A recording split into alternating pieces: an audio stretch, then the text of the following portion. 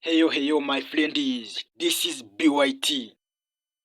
Uyu munsi nje kukubwira ibimenyetso bitanu bizakwereka ko uwo wita umukunzi wawe atagutekereza kandi atakubara no mu nshuti ze. Mbere yuko nkugezaho ibyo bimenyetso byose, manza wakanda subscribe, ukande no kuri ako kazogera kugira ngo uze ubasha kubona byinshi bitandukanye kuri Bombe TV, ndetse usige comment uvuga uko wabyumvise. Twirukanka rero duhereye ku cya mbere.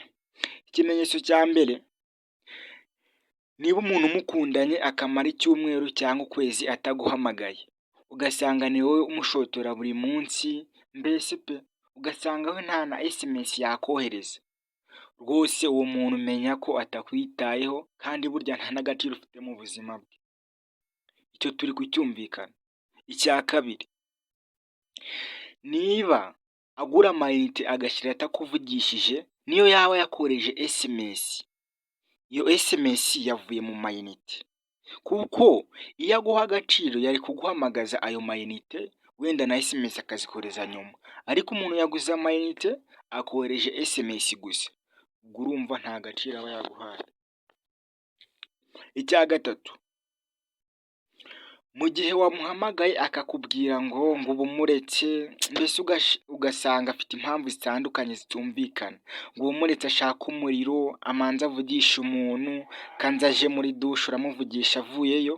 So iyo umuhaye gutyo iyo time akajyayo, ukamureka bikarangira agarutse, ntaguhe SMS cyangwa ngo akuvugishe ngo naje, rwose uze umenya ko nkaho nta mukunzi ufite my friends. Wowe menya ngo niba yaguhaye attention atubundetse, igihe yabonekeye se ko atakubwiye ngo naje, ahubwo arakuretse, aho rwose menya ngo arakuryarya nshuti yanjye. Icya kane, niba nta nshuti ye n'imwe araguhuza nayo cyangwa undi muntu bafitanye isano mu miryango ye, menya ko yagutaye yahuze, n'epfo ni mu mashamba niyo yagusize, habe no kugutekereza na rimwe. Ariko ubu byumva. Ese ni gute ushobora gukundana n'umuntu mukamarana umwaka, imyaka ibiri, nta nshuti ye uzi, nta muntu uzi bakunda gukominikana, ese yewe nta n'umwana w'iwabo uzi, wenda ushobora kuba utuye kure yabo, ariko se kuguhuza n'umuntu w'iwabo bisaba iki nshuti? Ntibaze babaryarya rwose. Icyo cyari icya kane. Icya gatanu, agukoresha mu nyungu ze bwite,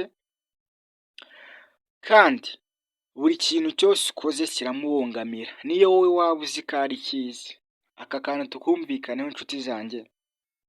Wowe ushobora gukora ikintu uzi neza ko ari cyiza, ariko we akakibonamo kibi. Kubera iki? Mbese kuri we ntago akwiyumvamo, ntago akubonamo nk'umuntu w'icyerekezo cy'ejo hazaza, cyangwa muzagirana kure, cyangwa ntago agutekerezaho ikintu kizima, kuko muri make nta gaciro aguha. Nshuti zanjye, niba wumvishe ibi bintu bitanu, bikurikize cyangwa se wongere usesengure urebe, nuza kubigenderaho wasesenguye, uraza gusanga ibi bimenyetso koko ari byo, then uze gufata umwanzuro. Kanikomerezaga nababurira.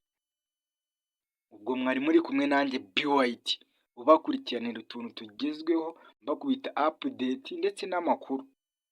Ubwo rero we wumvishe ibi ngibi, ugiye udakande subscribe cyangwa ngo ushireho comment cyangwa unasharinga abandi bantu bumve ibi bimenyetso uko ari bitanu, rwose ntabwo waba washyigikira abanyarwanda ndetse n'abana b'Imana.